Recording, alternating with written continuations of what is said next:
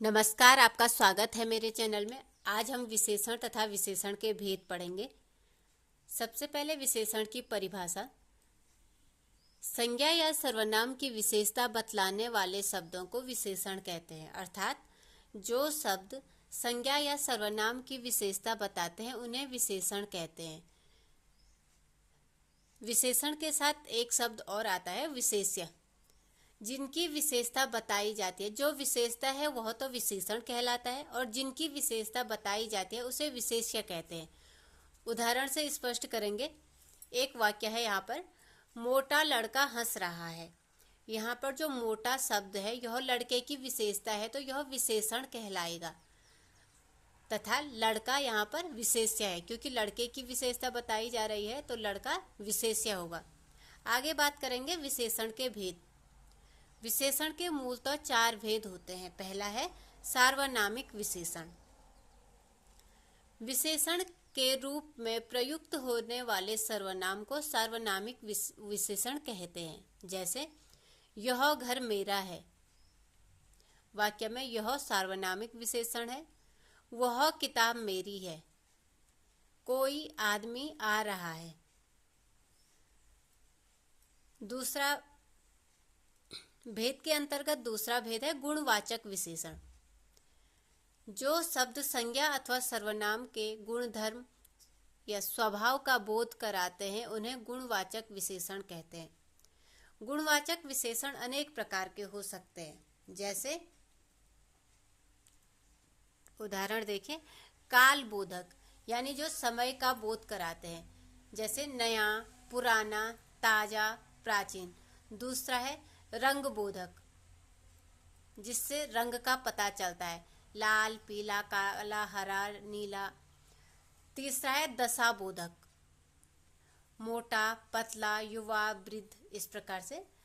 चौथा आएगा गुण बोधक, अच्छा, बुरा, कपटी, सच्चा, ईमानदार। गुणवाचक विशेषण के अनेक भेद हो सकते हैं।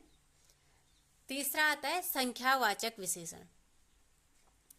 जो शब्द संज्ञा अथवा सर्वनाम की संख्याओं का बोध कराते हैं, यानी जिनसे संख्या का पता चलता है कि कितनी संख्या है।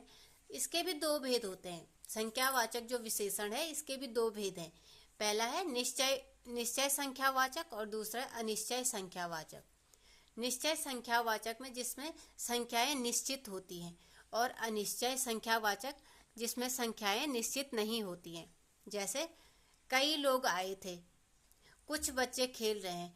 तो वाक्य में पता नहीं चल रहा है, संख्याओं का पता नहीं चल रहा है कि कितने लोग आए थे या कितने बच्चे खेल रहे हैं, इसीलिए ये अनिश्चित संख्यावाचक के अंतर्गत आएगा। अंतिम है परिमाण बोधक विशेषण। परिमाण बोधक विशेषण जिन विशेषणों से संज्ञा अथवा सर्वनाम के परिमाण का बोध होता है उसे परिमाण बोधक विशेषण कहते हैं। परिमाण का अर्थ होता है किसी चीज को नापना या तोलना। परिमाण और परिणाम 2 शब्द हैं जो मिलते जुलते हैं, लेकिन दोनों का अर्थ अलग अलग होता है। परिणाम का अर्थ होता है किसी चीज का रिजल्ट, और परिमाण का अर्थ है किसी चीज को, जो भी चीजें वस्तुएं नापी या तोली जाती हैं वो परिमाण के अंतर्गत आती हैं। तो परिमाण बोधक जो विशेषण है इसके भी 2 भेद हैं। पहला है निश्चित परिमाण बोधक और दूसरा है अनिश्चित परिमाण बोधक।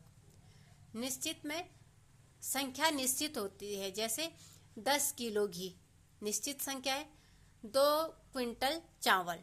अब अनिश्चित परिमाण बोधक में देखिए, थोड़ा घी, पता नहीं चल रहा है कितना घी, बहुत गेहूं।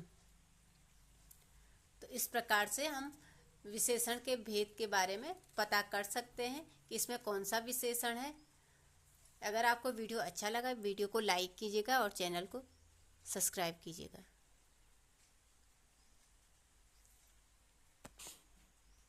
धन्यवाद।